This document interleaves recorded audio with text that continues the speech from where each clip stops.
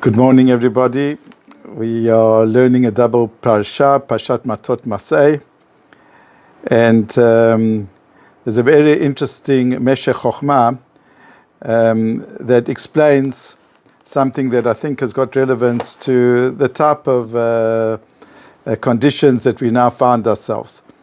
In Parshat Matot, the Torah tells us that the Jewish people were supposed to wage a war of revenge, like we spoke about last week, against Midian, because they attacked the Jewish people spiritually and they caused them to sin. It worked. Unfortunately, 24,000 people died in a plague. And Hashem now tells Moshe and the Jewish people that because of what the Midianites and the Moabites did to Am Yisrael, so they should take revenge on them. So the Torah then says that's exactly what happened. 12,000 people, 1,000 from each tribe went out to war. Last week we spoke about that accompanying them was another 12,000 which davened on the battlefield for the soldiers. And then the Torah says in Perek Lamed Aleph Pasuk Zayin, it says Vayitzpa'u al Midian kasher tzivah Hashem et Moshe, that the Jewish people went out to war against Midian, just like they were commanded by Hashem via Moshe. So there's an interesting Sifri. The Sifri is the Talmudic commentary, verse by verse on the Torah. And the Sifri says, what does it mean that Vayitzbu al Midian kasher tzivah Hashem, that they waged war like Hashem commanded them? What does it mean like Hashem commanded them? It's obviously they went out to war, but what does it mean exactly like Hashem commanded them? So the Torah, the Sifri explains, they waged the war according to certain rules of halakha. And what are the rules of halakha concerning war? Well, there's lots of rules.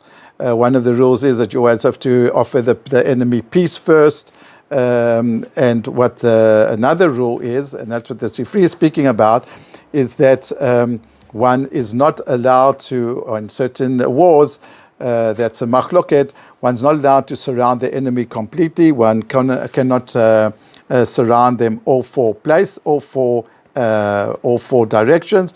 One has to leave a certain part of the encirclement open so that if the enemy wants to, that it can run away, it can flee. So there's a difference of opinion between the Ramban. So when it says over here, kasher tzivah Hashem et Moshe, it means that they encamped and they encircled Minyan according to this rules of war. So they didn't encircle the camp completely, but they left a certain direction, a certain opening for the Midianites that if they wanted to flee, they could flee.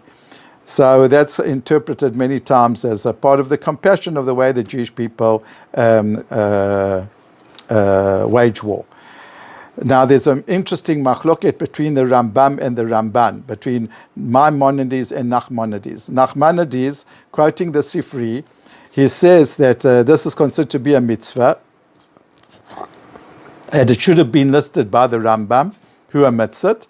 And this is one of the 613 mitzvot, that when the Jewish people go out to war, they have to leave, as I say, an opening, some part of the encirclement that the enemy can flee. And the Rambam doesn't list it as one of the mitzvot. It's true, when it says kasher tzivah Hashem, he's not arguing with the interpretation of the Sifri when it says that they left an opening on one of the sides. But he's saying that that's not a mitzvah. And here the Meshech Chochmah explains something which is very, very interesting, which has got ramifications not only for the laws of warfare, which is not something like theoretical, there's Tzal today, we live in Medinat Israel, but something which has got ramifications for our personal life. The Rambam says that this inyan of leaving a place for the enemy to flee, it's not got to do with compassion. That's not the reason. It might have compassion, but not compassion from the enemy. Actually, compassion for us the people who are the Jews who are waging the war. And he says, why? Because when an enemy, it's like a tactic, it's a strategy. when enemy sees that they are totally surrounded, so then many times out of despair and sheer desperation, so then that causes them to rally forth and to fight with all their might, because they reckon, look, we're totally surrounded. How are we going to get out of this? And out of, as I say, despair, they say that, so what's there left to do? There's nothing left to do but just to fight with all our might. And that's how many battles many times have been won, that people see there's no way out, and then they fight with stronger than if they would have said, you know what, maximum, if things get too difficult, so what we do is that we'll run away.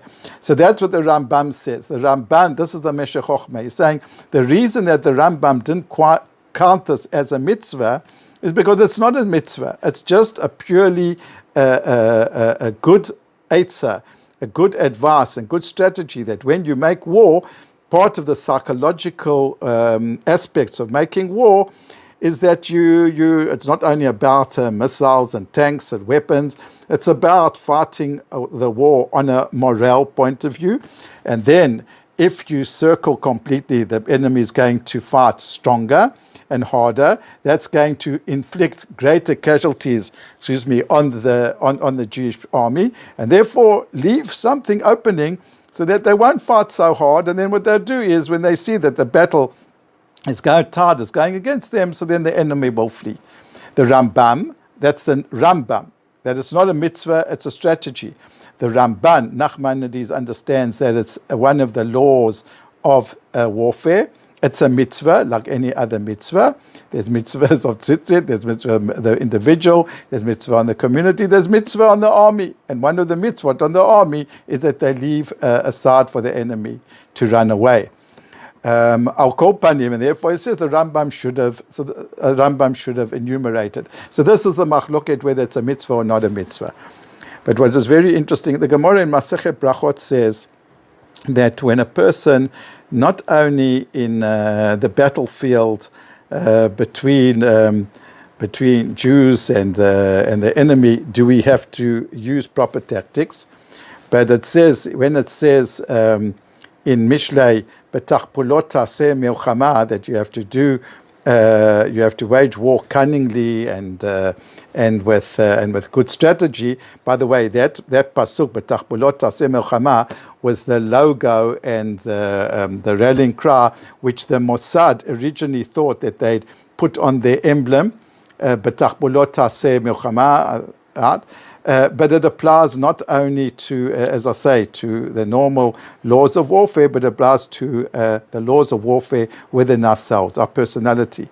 We all have struggles. We all have certain weaknesses. There are things that we have to overcome. There are habits that that die hard, and we find ourselves that throughout our life, that in our quest to grow, to develop as good people, as great people, that we find ourselves at war.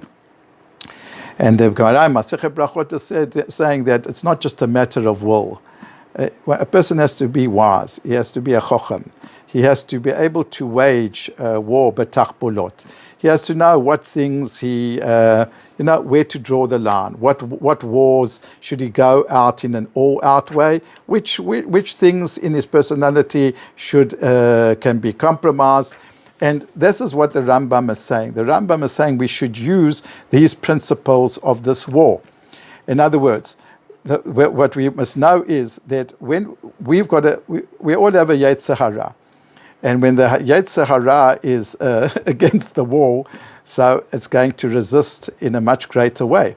That's the reason, by the way, that the Torah says is very much against making vows, because we've got enough to deal with the 613 mitzvot. Does a person have to now make an extra vow on himself, limit himself even more, or herself even more?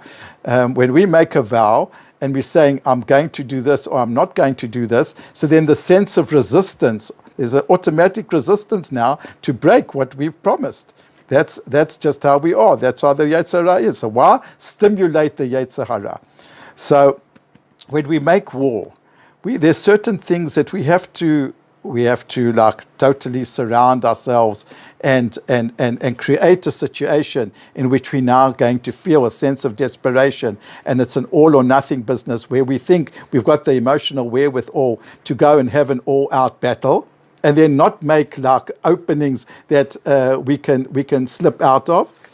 And then there's certain things in our personality or certain situations where we should know that it's not worth our while to pile on the resistance and the sense of desperation, because we might fall. And therefore to leave certain loopholes, certain openings in which when things get tougher, then what we can do is we can run away. We can flee. We don't have to face things like head on. That's what we learn over here from this Rambam and from the Smeshe Chokhmah. And I'd like to end off with an interesting example. The Gemara says, for example, there's a concept of pat basalo. Pat basalo means a bread in one's basket. And it's used in a couple of contexts. One of the contexts is, let's say that on Yom Kippur, on Yom Kippur, there were 2 korbanot which were brought, and one of the korbanot had to be taken to the Sa'ir Azazel, had to be taken to the desert and thrown off a cliff. So now can you imagine, on Yom Kippur, it's very hot, we're all fasting. The person who now has to take that korban, that goat, to the Judean desert, it's about like a 12-kilometer hike, and he has to do this the whole time while he's fasting. So what do? The Chachamim, they placed on every single kilometer like a little booth, and with a bit of water, and they said to the person, you know what, if it really gets the worst to the worst and you feel you're going to faint and collapse, you'll have a sip of water according to the laws of breaking the fast of Yom Kippur. And the Gemara says it never happened. Why?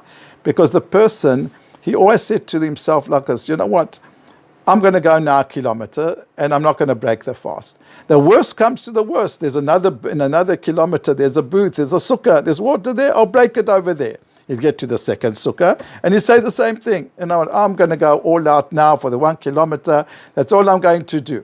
I'm going to now hold on to the fast. The worst comes to the first. There's an opening to run away. There's another sukkah, another kilometer, I'll break the fast over there.